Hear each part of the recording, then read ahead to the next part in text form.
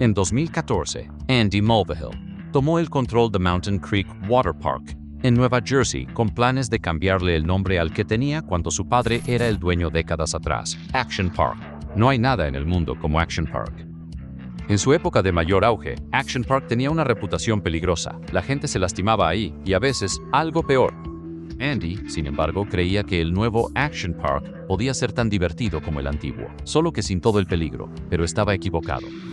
Y Action Park estaba entrando en sus últimos días.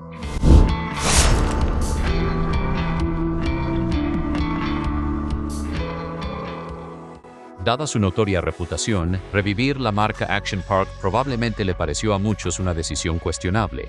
Pero Andy Mulvihill y sus socios tenían razones de sobra para creer que era una estrategia de negocios viable. Un documental llamado The Most Insane Amusement Park Ever, que documentaba el flagrante desprecio por la seguridad en Action Park y sus terribles consecuencias, había hecho que la gente volviera a pensar en el antiguo lugar, aunque no precisamente por las mejores razones, según el entonces presidente del parque. Al principio nos sorprendió el video, pero al final quedamos muy satisfechos con los resultados. Lo que salió de eso fueron buenas historias, y mucha gente queriendo ir al parque.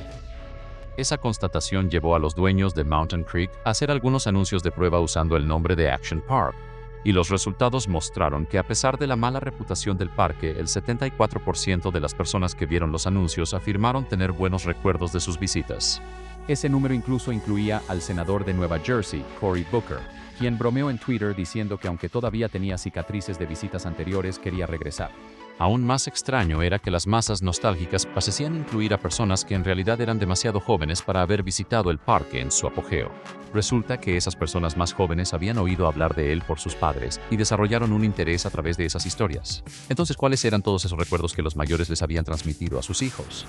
Bueno, Action Park fue uno de los primeros parques acuáticos de Estados Unidos y abrió el 4 de julio de 1978. El parque fue idea del padre de Andy Mulvihill, Gene Mulvihill. El parque fue concebido para que la zona de esquí, Vernon Great Gorge, en Vernon, Nueva Jersey, que también era propiedad de Gene, pudiera generar ingresos durante la temporada baja. En su primer verano, Action Park tenía solo 4 atracciones: un tobogán alpino de 2.700 pies, 2 toboganes de agua y una pista de go-karts.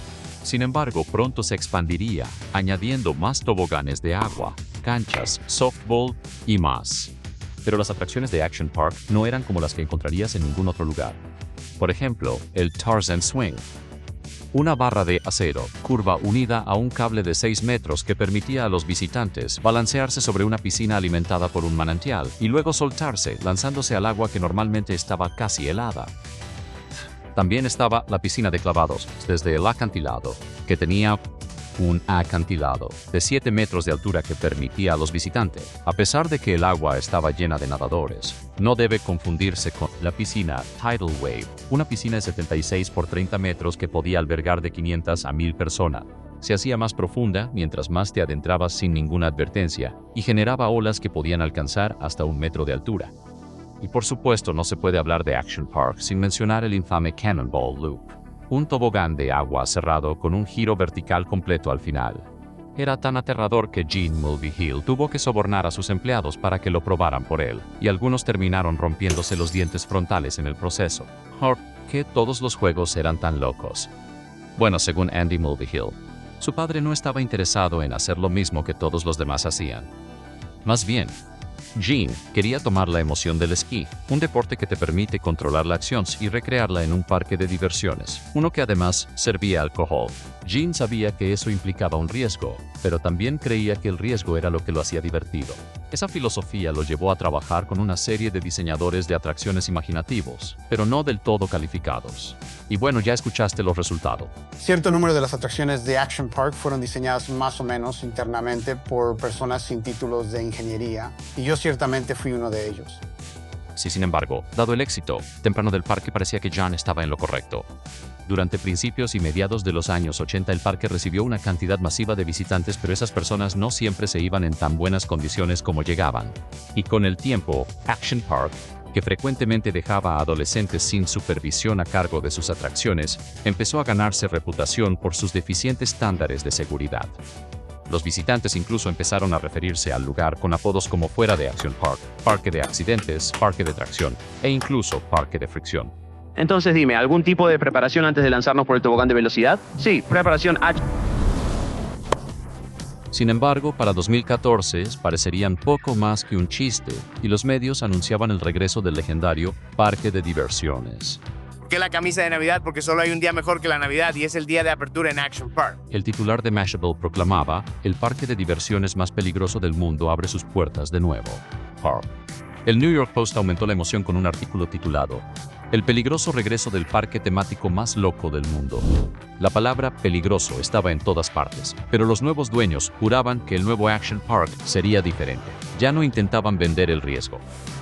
Nets, Ixer, Thalane Tech tenían un nuevo gancho, la nostalgia, y trabajaron con entusiasmo para aprovecharla, comenzando por revivir el logotipo original de los años 70 completamente intacto. Incluso empezaron a vender camisetas humorísticas. Varias estaban diseñadas al estilo de Roy Lichtenstein y su obra Drowning Girl. Te dejo por Action Park. O no saltaste del acantilado, se acabó. Otra línea de camisetas proclamaba alegremente: sobreviví a Action Park. Se suponía que era gracioso, pero es probable que no todos apreciaran la broma, porque no todos realmente sobrevivieron a Action Park. El primer visitante que perdió la vida fue George Larson Jr., de 19 años. El 8 de julio de 1980, su carrito y su cabeza golpeó una roca. Fue llevado de urgencia al hospital, pero murió solo 18 después. En lugar de reportar la muerte de un visitante, como lo exige la ley, Jan Mulvihill le dijo a los reporteros que Larson era un empleado, pero aunque había trabajado brevemente en el St. Mulvihill, nunca había sido empleado en Action Park. 2 años después, George Lopez, de 15 años, se ahogaría en la piscina Tidal Wave. Según los empleados, desde hace mucho tiempo estaba claro que la piscina era demasiado profunda y las olas demasiado fuertes. Tampoco ayudaba el hecho de que incluso lanzaban rutinariamente, y los salvavidas aprendieron rápidamente que no podían apartar la vista ni un momento. Solo un mes después de eso, Jeffrey Nathan, de 27 años, murió electrocutado en la atracción de kayak. El kayak de Nathan se volteó, así que salió para enderezarlo, y su pieto con el cableado eléctrico expuesto y con corriente de un ventilador submarino. Nathan recibió una descarga tan fuerte que entró en paro cardíaco, y murió más tarde en un hospital cercano. 2 años después de eso, el 27 de agosto de 1984, Donald DePaz, de 20 años, se ahogó en la piscina de clavados desde el acantilado. Según Andy Mulvihill, los salvavidas intentaron localizar al ahogado DePaz en la piscina de 15 pies de profundidad, pero el fondo oscuro y el agua turbia hicieron que fuera prácticamente imposible encontrarlo. Los paramédicos finalmente llegaron, pero no pudieron revivir a DePaz. En algún momento desconocido de ese mismo año, un visitante no identificado sufrió un ahogado por el choque térmico al caer en el agua helada del manantial bajo el Tarzan Swing. Según los informes, el agua normalmente estaba en 3 y 15 grados centígrados, lo cual se siente sorprendentemente frío en comparación a 27 grados que se usaba en la mayoría de las otras partes del parque. San a Nake. Nat Sebes. Itzos se. Sets. Para este momento, el personal había comenzado a referirse en secreto a la atracción como la piscina cementeria, donde el agua llegaba a la altura de los hombros, como la zona de la muerte. ¿Quién es ese segundo hijo de...? Esa sí debería ser la segunda persona en morir en una piscina de olas. ¿Sabes por qué? Porque después de que la primera persona muere en una piscina de olas, cierren la maldita piscina de olas. Pongan un maldito letrero o algo, hombre. A pesar de todas estas tragedias, Action Park logró esquivar cualquier responsabilidad regulatoria y siguió operando durante casi 20 años. Pero como Andy Mulvihill insistió repetidamente, el nuevo Action Park sería diferente. Ese sentimiento fue compartido por Bill Bennion, quien dijo: "En 3 décadas la industria es diferente.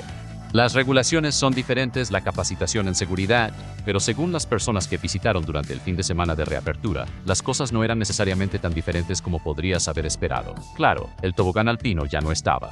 Ahora el parque proporcionaba cascos a quienes montaban el Colorado River Rapids, y los salvavidas en la Tidal Wave Pool parecían mejor entrenados que los adolescentes que solían cuidarlo. Pero la determinación del propietario de aprovechar la nostalgia de los clientes significaba que el Action Park reabierto tenía que ser más una mezcla de lo nuevo y lo viejo que una verdadera reinvención. Como se mencionó, la Tidal Wave Pool seguía ahí, al igual que el Tarzan Swing, los Canyon Clips y otras atracciones Classic Hill, Cannonball Falls. Esas estaban junto a nuevas atracciones, como un tobogán de velocidad aterrador llamado HHWOO, y el Zero G, que lanzaba a los visitantes por una trampilla hacia un tobogán de agua que los llevaba a través de dos bucles en espiral. Según Bennion, las nuevas atracciones se construyeron con el espíritu del antiguo Action Park, pero con estándares modernos de seguridad e ingeniería. Tendrían que serlo, ya que los peligros que representaban esas viejas atracciones fueron una gran parte de lo que llevó al parque original a su cierre. Los gastos en seguros de responsabilidad civil, junto con una serie de demandas de prestamistas y antiguos representantes legales, pasaron factura. Y en febrero de 1996, Great American Recreation, la empresa a través de la cual Gene Mulvihill administraba el parque, se declaró en bancarrota. Mulvihill se mantuvo optimista de que lo resolvería todo, y por todos los indicios, el parque tenía previsto abrir el 14 de junio de 1997 para la temporada de verano. Pero eso nunca sucedió. En cambio, el 2 de septiembre de 1996, el Action Park original cerró sus puertas. Sin embargo, no permanecería cerrado por mucho tiempo. En 1998, la desarrolladora canadiense de resort, Introes, compró la propiedad y la reabrió bajo el nombre de Mountain Creek Water Park. Los nuevos dueños trabajaron arduamente para diferenciar el nuevo parque. Varias atracciones fueron cerradas y se agregaron grandes letreros bilingües en las atracciones restantes, dejando muy claro qué debían esperar los visitantes. Y aunque el alcohol seguía estando disponible, ahora las reglas de seguridad se aplicaban estrictamente. Sin embargo, bajo Intro West, el parque perdió su estatus como el parque acuático más grande de Nueva Jersey. La asistencia disminuyó. Para 2010, la empresa se declaró en bancarrota. El parque, que entonces era administrado por una empresa llamada Palace Entertainment, fue vendido a los dueños del centro de esquí vecino, ahora llamado Crystal Spring. En 2011, el contrato de arrendamiento de Palace sobre el parque expiró, y los dueños de Crystal Springs decidieron hacerse cargo de la administración ellos mismos.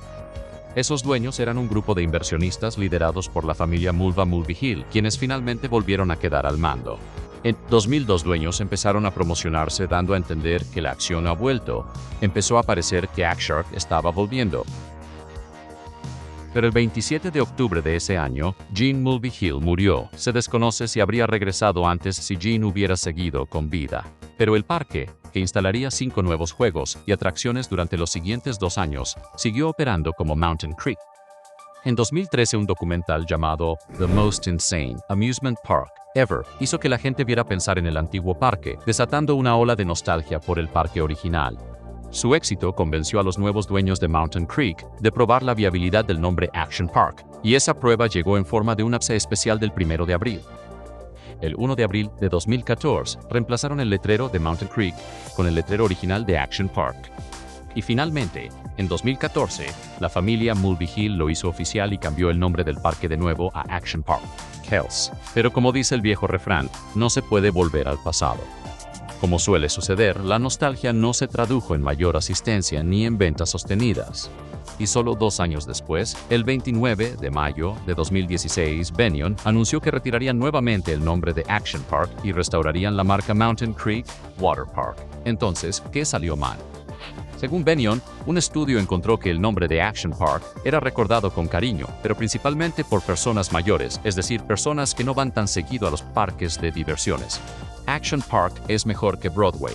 Sin embargo, el nombre no conectaba con personas menores de 34 años que casualmente eran el público objetivo del parque, en su mayoría.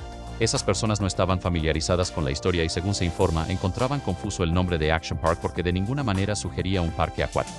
Pero el verdadero problema era mucho más profundo que eso.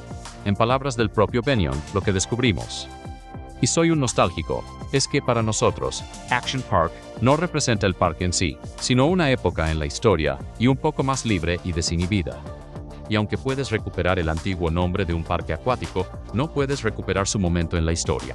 Las 2 décadas en las que el Action Park original prosperó coincidieron en gran medida con la infancia y adolescencia de la generación X.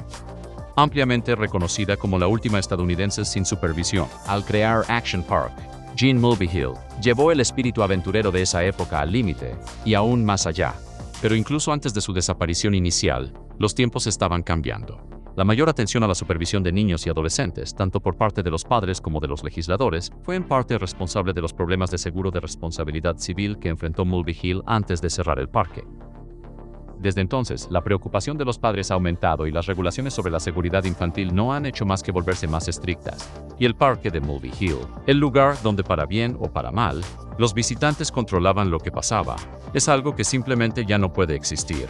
El antiguo Action Park era un lugar donde la seguridad quedaba en segundo plano frente a la diversión, donde los adolescentes podían ir para sentir que nadie les decía cómo comportarse y podían sentirse como adultos. El nuevo Action Park, en cambio, era un lugar para que los adultos intentaran sentirse como adolescentes. Su principal atractivo era la seguridad de la nostalgia. Pero como cualquiera que fue ahí en su época dorada podría decirte, Action Park nunca jamás se trató de seguridad. No hay nada en el mundo como Action Park. Entonces, ¿qué te pareció más interesante sobre los últimos días de Action Park? ¿Y qué otras historias sobre los últimos días te gustaría escuchar? Cuéntanos en los comentarios y no olvides darle like y suscribirte.